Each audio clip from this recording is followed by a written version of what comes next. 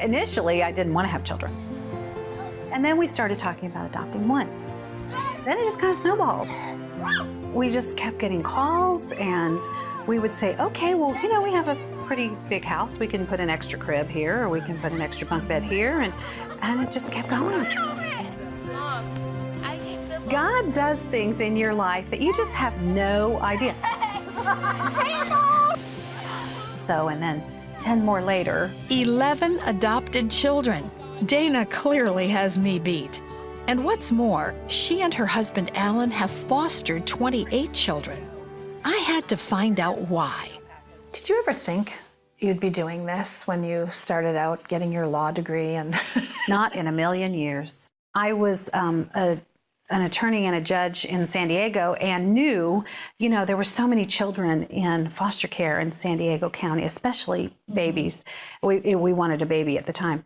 And so we went with Therapeutic Foster Agency that specifically did babies, special needs babies, medically fragile babies. And so that's how we got started. The Steeles moved from California to Virginia 11 years ago. Some of their children are grown, have started families and military careers. But 6 still live with them, and they may soon be adding 2 more. It took us a while to figure out why God had really specifically moved us here, and then we finally realized these are the children that He wanted in our family. We could have adopted gobs of kids from San Diego, but these are the specific kids that He wanted to be Steele's. I'm Tommy, and I'm 9 years old. Hi, my name's Callie. I am 11 years old. You're okay, Bubba. I'm Jake, and I'm 9. I'm Rebecca, and I'm 16. What? I'm Taylor, I'm 8. I'm Amy, and I'm 13. Though these children are clearly happy, over the years Dana and Alan have taken on some tough challenges. Fetal alcohol and shaken baby syndromes, autism, and learning disabilities, to name a few. 6 of their adopted children came to them as older teens. Well, unfortunately, you have to learn by doing, just like you do as a parent. We do get training. We go to classes and learn about a lot of things like how trauma affects the brain, that kind of thing that does help, and learning what kind of other helps, community, therapeutic, that we can get. Dana is a big advocate for formal therapy with trained counselors, but she's seen that a little pet therapy is quite effective as well. The Steeles invite other at-risk children from the community to join in too. you know, when I hear about the foster system, I hear about kids who are jostled around a lot. I mean, they're in and out of homes. Sometimes it's just not a good fit.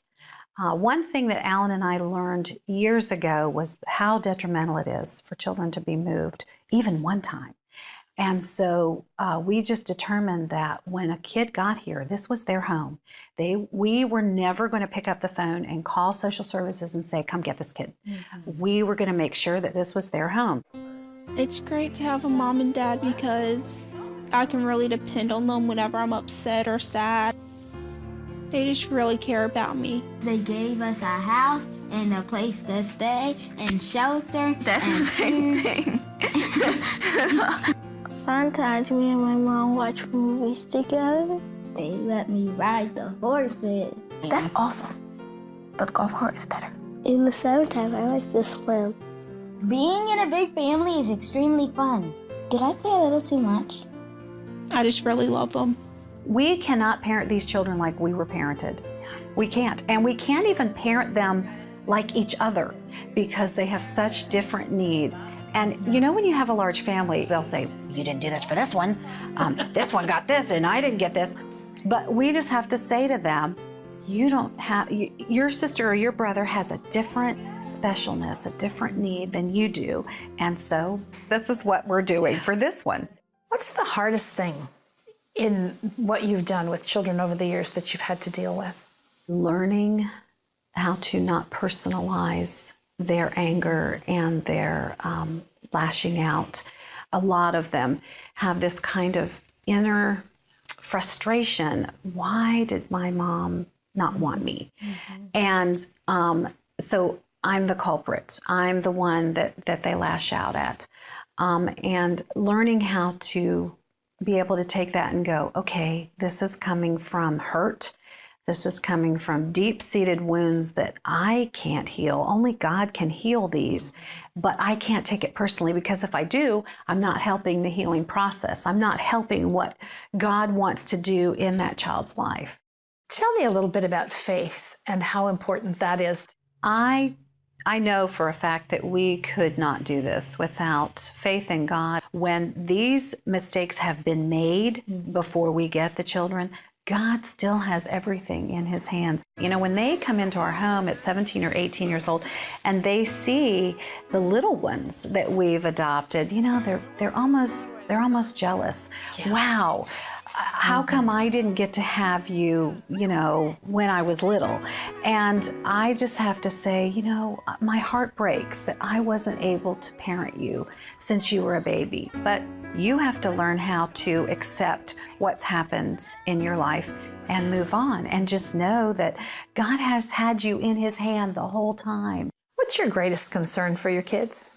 I think with any parent, what are they going to be like when they grow up? Are they going to be able to adequately fit into society and be able to incorporate the gifts that God's given them into their lives? How is God going to use each one of them?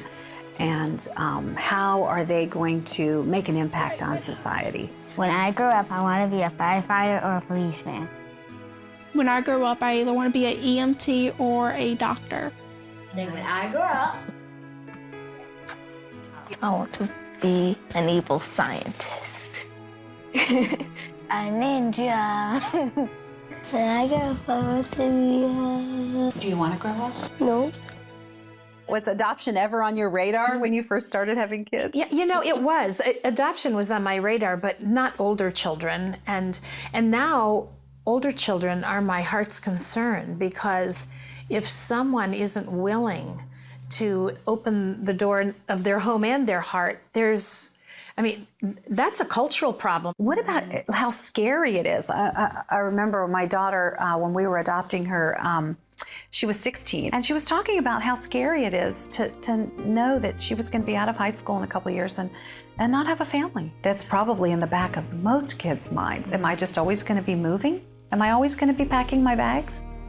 The older children need our love, they need homes, they need permanence, they need families, and they need Jesus.